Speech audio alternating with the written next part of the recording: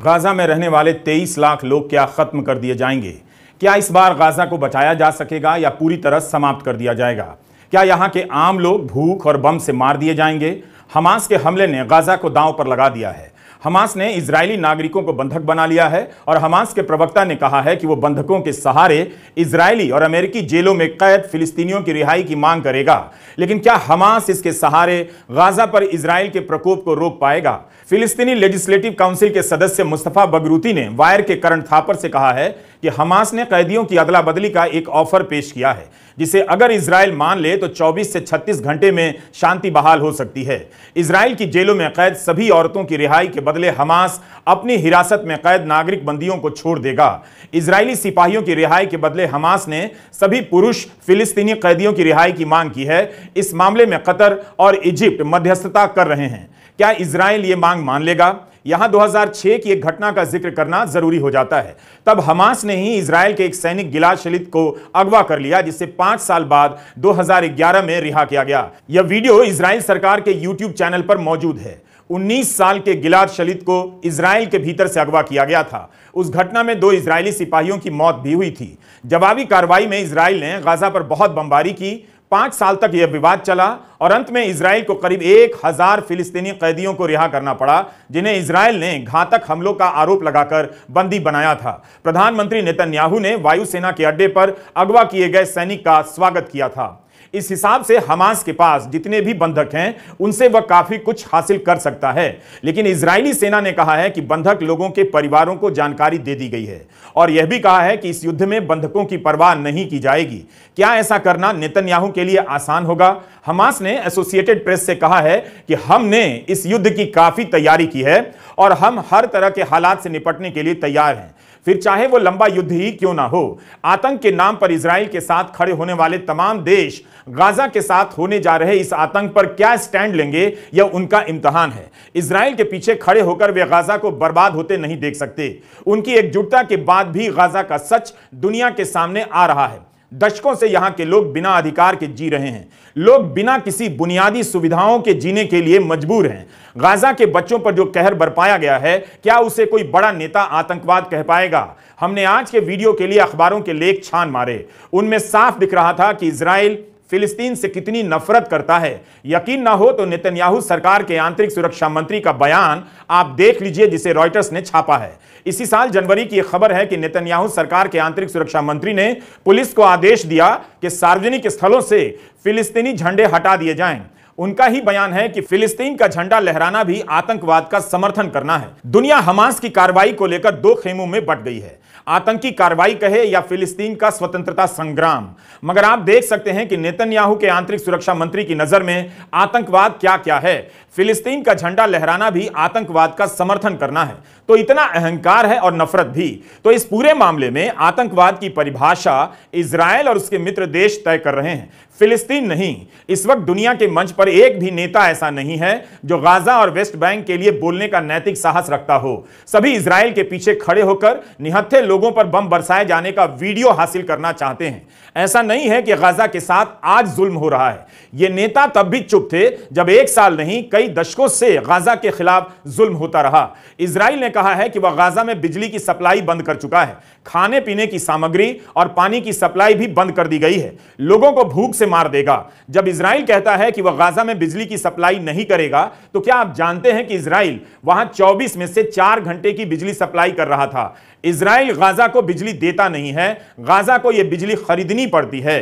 Gaza का एकमात्र power plant आधी क्षमता पर काम कर रहा है, उसका डीजल भी इजराइल से आता है, बाकी आधी बिजली इजराइल से खरीदी जाती है। इस बिजली में भी इजराइल कटौती करता रहता है, जिसका गाजा की आम जिंदगी के अलावा वहां के अस्पतालों पर बहुत बुरा असर पड़ता है। जब इजराइल कहता है कि वह गाजा को खाने पीने की सप्लाई रोक देगा, तब क्या आप जानते हैं कि 2007 से 10 के ब्लॉकेट के दौरान इजराइल प्रति व्यक्ति कैलोरी के हिसाब से खाना सप्लाई कर रहा था। इजरायली सरकार के आलोचकों ने कहा था कि यह हमास पर दबाव बनाने के लिए किया गया था।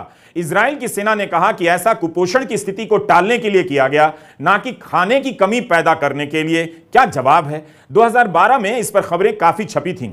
अंतर्राष्ट्रीय कानूनों के मुताबिक आम जनता में जानबूझकर भूखमरी फैलाना एक युद्ध अपराध है। इजराइल गाजा पर कई तरह की जरूरत के सामान के आयात पर रोक भी लगाता है, जैसे दवा, खेती से जुड़े औजार और इमारतों को बनाने के सामान।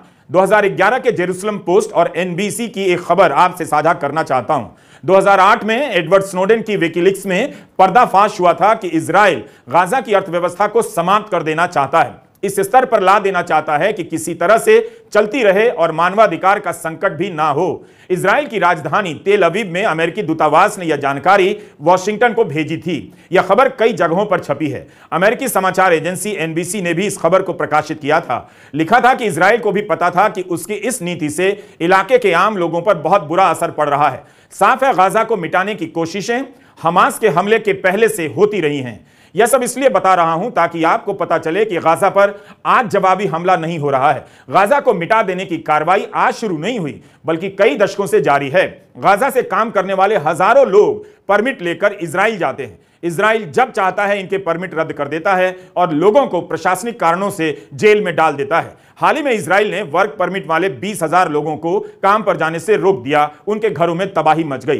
गाजा को कतर से मदद मिल जाया करती थी। हमले से चंद रोज पहले हमास अपील कर रहा था। यह खबर छपी है कि गाजा की आर्थिक स्थिति बहुत खराब है, उसे पैसे चाहिए, मगर कतर फैसला नहीं कर पा रहा था। गाजा के भीतर यह हताशा किस मकसद से पैदा की जाती रही है? गाजा की सीमा पर आए दिन प्रदर्शन होने लगे थे। इन सब घटनाओं पर नजर डालने से साफ हो जाता है कि गाजा पर आतंक कौन बरपा रहा था। या आप पर है कि आप इन सभी को गाजा पर आतंकी जुल्म मानते हैं या नहीं। यह सब इसलिए बता रहा हूं कि इजराइल के प्रधानमंत्री नेतन्याहू कह रहे हैं कि वे युद्ध नहीं चाहते थे, उन पर युद्ध थोपा गया है। लेकिन यह सही नहीं लगता।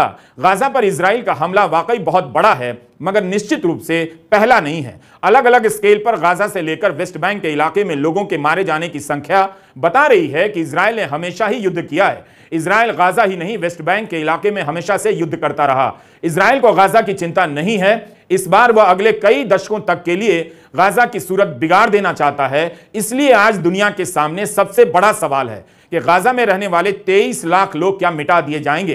गाजा पट्टी की लंबाई 41 किलोमीटर है और चौड़ाई मात्र 12 किलोमीटर। एक जगह पर तो चौड़ाई मात्र 6 किलोमीटर रह गई है। दिल्ली से 4 गुना छोटी सी जगह में 23 लाख लोग रहते हैं। यह धरती पर तीसरी ऐसी जगह है जहां आबादी का घनत्व सबसे अधिक है। इस जगह का आकार बताता है कि किस तरह यहां रहने वाले लोगों को धक्का देकर इतनी छोटी सी जगह में ठूंस दिया गया है और हवा पानी बंद कर दिया गया। इसलिए इसे दुनिया की सबसे बड़ी खुली जेल कहा जाता है। इजराइल लोगों से कह रहा है कि वह गाजा छोड़ दें, मगर यह नहीं बताता कि छोड़कर कहां जाएं, किस रास्ते से जाएं। क्या इजराइल उन्हें अपनी जमीन से कहीं और जाने का रास्ता देगा? उन्हें कौन संरक्षण देगा? संयुक्त राष्ट्र ने तो यह भी कहा है कि इस समय जो लड़ाई हुई है वो शून्य से पैदा नहीं हुई, बल्कि दशकों तक फिलिस्तीन के इलाके के कब्जे की स्थिति से पैदा हुई है।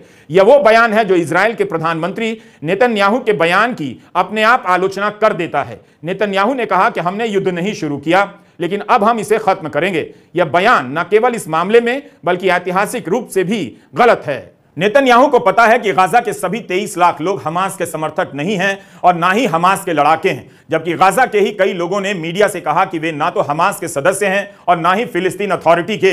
लेकिन प्रधानमंत्री नेतन्याहू के लिए गाजा का खात्मा अनिवार्य हो गया है। हमें देखना चाहिए कि कैसे पिछले कुछ समय से नेतन्याहू गाजा को छोड़कर वेस्ट बैंक के इलाके में मामले को उकसा रहे थे। क्या यह अपने आप में आतंक नहीं कि वेस्ट बैंक में फिलिस्तीन के लोगों को 565 तरह के चेक पॉइंट और मानव निर्मित अवरोधों जैसे रोड ब्लॉक, ट्रेंच और बैरियर से गुजरना पड़ता है? यहां के लोगों को अस्पताल तक जाने में कई घंटे लग जाते हैं। क्या यह आतंक नहीं है? इस इलाके के जानकार फजलुर रहमान सिद्दीकी ने बताया कि वेस्ट बैंक में उकसाने के कई प्रयास हुए हैं। गाजा से इजरायलियों को निकालकर वेस्ट बैंक की तरफ बसाया गया। गाजा में एक भी इजरायली नहीं बचा। वेस्ट बैंक में भी आए दिन फिलिस्तीन मारे जाते हैं। एक मीडिया रिपोर्ट के अनुसार एक साल में 250 से अधिक लोग मारे गए।